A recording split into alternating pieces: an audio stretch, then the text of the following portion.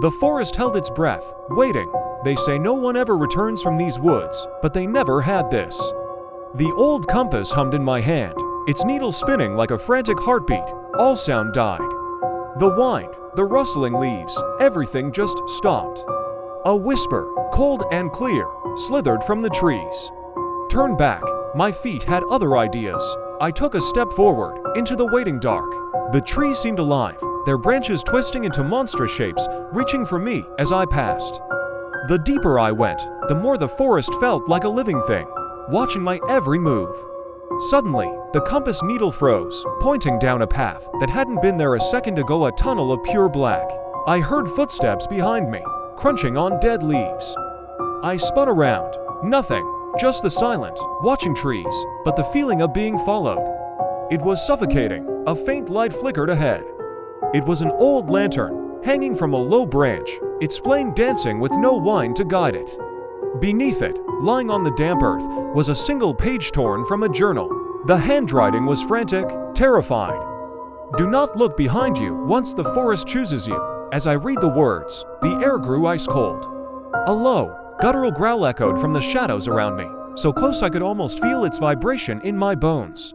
The ground beneath my feet started to ripple, shifting like dark water.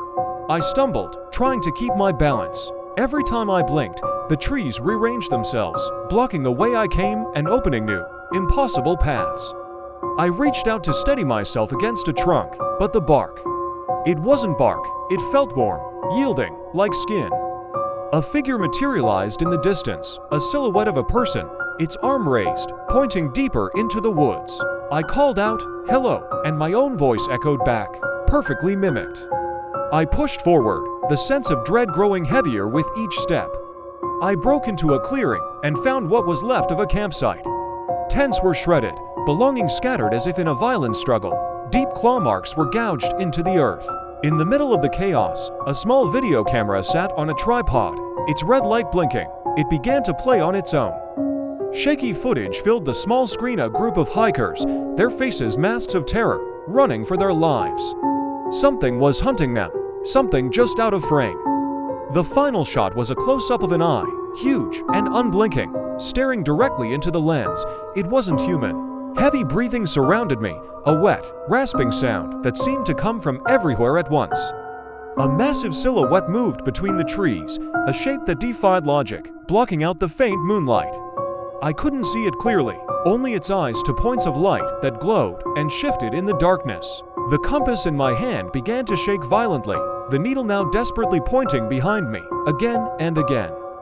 The warning from the journal page screamed in my mind.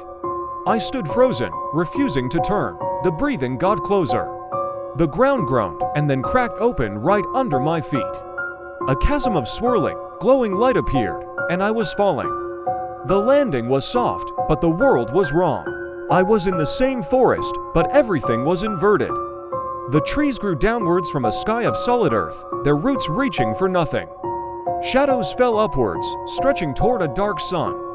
Whispers echoed around me, but the words were backward, incomprehensible, and it was here. The creature, I could see it clearly now. It had long, unnaturally jointed limbs and a torso that seemed to shrink and expand with every breath. Its face, it was a shifting horror, a collage of the faces of those it had consumed. I ran, stumbling through the upside-down world until I saw it, a monolith of black stone rising from the floating ground. It was covered in carvings, hundreds of them, depicting people venturing into a forest. I recognized the compass, the lantern, the shifting trees. It was the story of this place, told over and over. This forest wasn't a location. It was an entity, a predator that fed on curiosity. And then I saw it, a new carving, slowly etching itself into the stone. My name. Panic took over. I bolted, using the now spinning compass as my only guide. The inverted world twisted around me, paths folding into impossible loops, trying to trap me. Behind me, the creature gave chase, its limbs snapping like dry bones with every terrifying step. I saw a flicker of light ahead, a tear in this nightmarish reality. A way out, the compass in my hand cracked, its needle pointing straight at the portal. I didn't hesitate. I ran for the light, the creature's distorted shriek echoing behind me.